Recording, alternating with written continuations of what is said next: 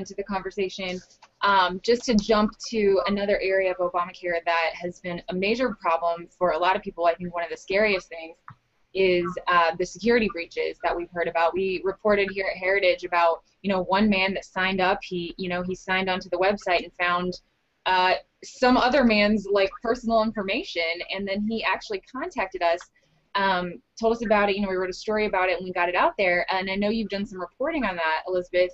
So I don't know if you can talk a little bit about what you've learned, the feedback that you've gotten on the security breach side of this. Yeah, sure. Well, what we know is all the experts are saying that there was never any security built into the website. The website's 500 million lines of code, and all these experts are saying there's no security safeguards there. And so after the so-called fix, the administration was trying to fix the site, all they addressed was the traffic issues. They didn't address any of the security issues. So while more people may be able to access the site, that only means that there's more personal information that's vulnerable to hackers.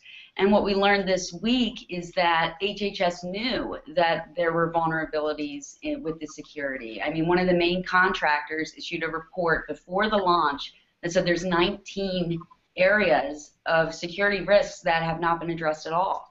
And so the HHS is saying that there hasn't been any malicious attacks successfully.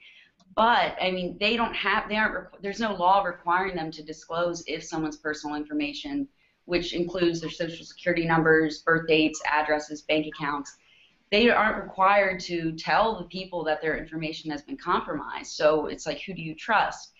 And so, yeah, the security here, it's a huge issue. The main expert there, David Kennedy, who's a white hat hacker, he advised Americans over a month ago in Congress, do not go on healthcare.gov because it's not safe. And then after the so-called fix, after November 30th, he said the situation's just worse because they've fixed 400 bugs, which means they changed code in 400 areas, which has a ripple effect. They didn't implement any security safeguards there. It's going to create more problems. And we just saw the Energy Department disclose when they had a cyber attack, over 100,000 of their employees' personal information was stolen. And so if another government agency isn't even protecting their own employees, I mean, how do we expect healthcare.gov to be safe and Americans' personal information to be safe on? Yeah, and isn't the mandate penalty coming very soon?